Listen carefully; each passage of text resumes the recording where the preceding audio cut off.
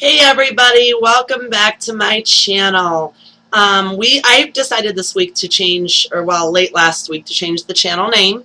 It's gone from my name of Grace Mahalik to now being called This Groovy Life. Channel name change I thought I would do just due to the fact that I needed something a little bit more spiffy. My name isn't all that entertaining, so hopefully you like the name change. This video is coming to you guys just a little bit late, 24 hours later than I expected to put it up, and I apologize about that, but I was down with the flu in the dead of summer this weekend, so hence did not get out of bed for a couple of days. On to this week's topic. You know, to find the specific direction for this channel, there's a lot of things that I wanted to do with it. Things that I can maybe help you guys relate to, having gone through some of my own personal struggles in life. But this video, I want to be a little bit different. We've talked a little bit about pregnancy loss, and I plan on continuing those videos and giving you some of my story, background information, things that might help you deal with pregnancy loss. I've done a video on melanoma. But this week, I wanted to do something a bit different because I watched a video of this girl, and she's become somewhat of a inspiration to me as far as YouTube is concerned, kind of a mentor even though I don't talk to her. I watch her videos. I think she's amazingly awesome. And she not only does YouTube videos, she has her own ebook. She does writing and all sorts of things, but she also does videos on life coaching and things that happen in life that can kind of affect who you are and who you've become as an adult based on childhood trauma. That being said, I kind of wanted to, I guess, give a little bit of a shout out to her because I think her message is very, very important, and it made me think about something about my own life this weekend. Her name is Adelle Ramcharan. I hope I'm pronouncing that right, Adele. But the reason I wanted to cover this topic is because in watching one of her videos this weekend about childhood trauma and how it affects adults in their adult life, it made me stop and think. She mentioned something in her video about stopping to think about certain situations in your childhood that made you stop, maybe be afraid, made you stop, and maybe caused anxiety in your life. Certain situations that happened in your childhood that triggered certain emotions, and how you can go back and think about these things as an adult and stop and think about the way they make you feel right now. For me, my parents had a very explosive relationship growing up.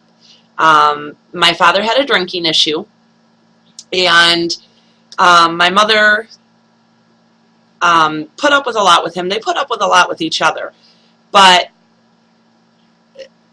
as the youngest of 5 children within that household, I was the one that was left home because I was the product of this marriage, my father's second marriage and my mother's second marriage.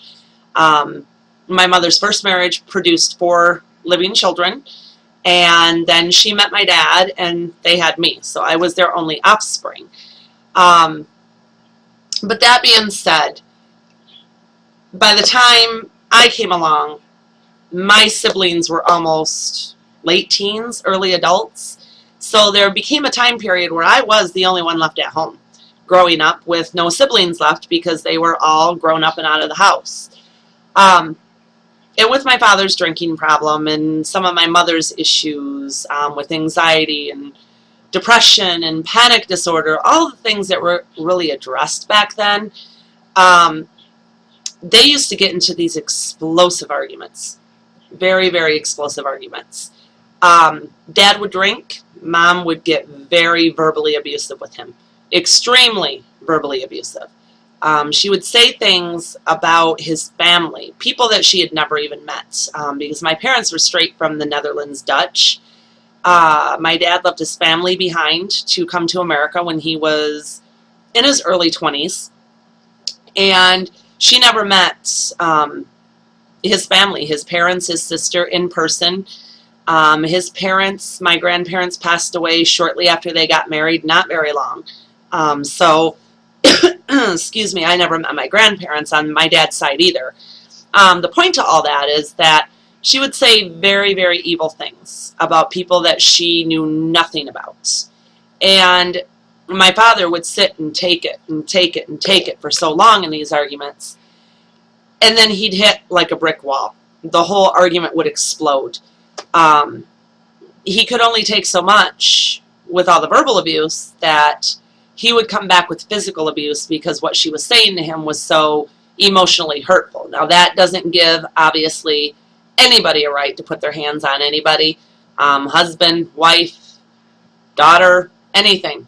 There is no permission ever to physically abuse somebody. But that is what would happen between my parents. So I would, as a young child, stand in between those arguments, thinking that I could calm the both of them down and maybe prevent Dad from hitting Mom, Mom from saying things that would get Dad so mad that he would result to physical violence with her. That was a really tough situation, and for even a lot of my adulthood, when I grew up and moved out and started having children of my own, and it was just Mom and Dad left, you know, alone with no kids left in the nest anymore. They were living just by themselves. I'd still have that fear, even being out of the house. I could still feel that fear in my stomach. It could be triggered by Mom telling me that they got into an argument. It could be triggered by, I used to think with my upbringing that it was so stupid that certain songs that would play on the radio, if we heard them, it would mean that a fight was impending with Mom and Dad. They were about to get into a fight, and oh God, it was going to come crashing down because I'd get caught in the middle again. So that fear never went away into adulthood because I knew the potential explosiveness of their fighting. That being said, watching that video that Adele did this weekend, it made me stop and think about, now that my parents have both passed away. Dad passed away December 2014. Mom just passed away February of this year. And it made me stop and think, how do I feel now thinking about those situations? Thinking about how I used to feel, worrying about things that I couldn't control because I was no longer in that household. But it made me think about, now I feel nothing. It's kind of, the fear is gone. I don't know if that has to do with death, the fact that they're no longer around. The fear is gone. I can't control it. I don't know. It's made me stop and question whether maybe I'm suppressing some of it. Maybe all of those issues are still there, but I'm just suppressing them because my life is so utterly busy with being a single parent to 6 children, and living my life, and maybe I've suppressed some of them. I don't know. Just some interesting food for thought. It gave me something to look at this weekend. I know that in my relationships,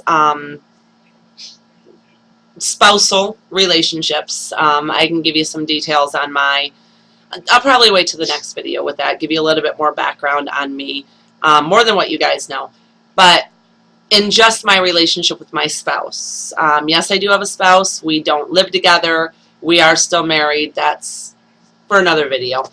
But in that relationship with him, I can see myself picking up some of those traits that Mom used to do to Dad. And it made me stop and think this weekend. Really, am I suppressing it, or do I just not care anymore? Because they're both gone. It's not there anymore. I don't have to deal with it. But am I repeating it? Just something to maybe take a look at. Take a look at your childhood. Take a look at some of the things you went through growing up. I think what Adele touched on was very, very important. How do you feel? How does it make you feel? How did it make you feel then? How does it make you feel now? And in a situation like my parents, where they're both deceased, knowing that those people are gone, how does that make you feel if you're in that situation? Would love to hear some comments down below. I think more so than anything, what I've gotten out of this whole video that she did and thinking about it is that what I thought really wasn't impacting me as an adult actually might be. And it may still be something 41 years later, because I'm about to be 41 in September, 41 years later that I still may need to address, even though I've been through counseling and counseling again and counseling a third time for all of this.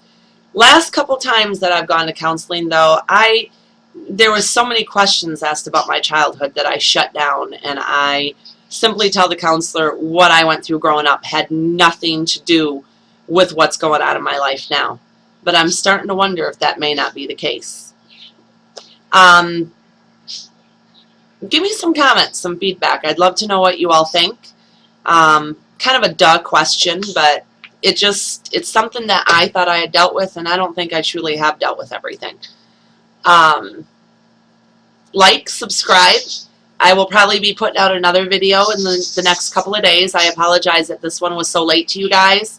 But like and subscribe, and again, I'd love to hear your comments. I'm probably repeating myself at this point. Have a great day, guys. Thanks for watching.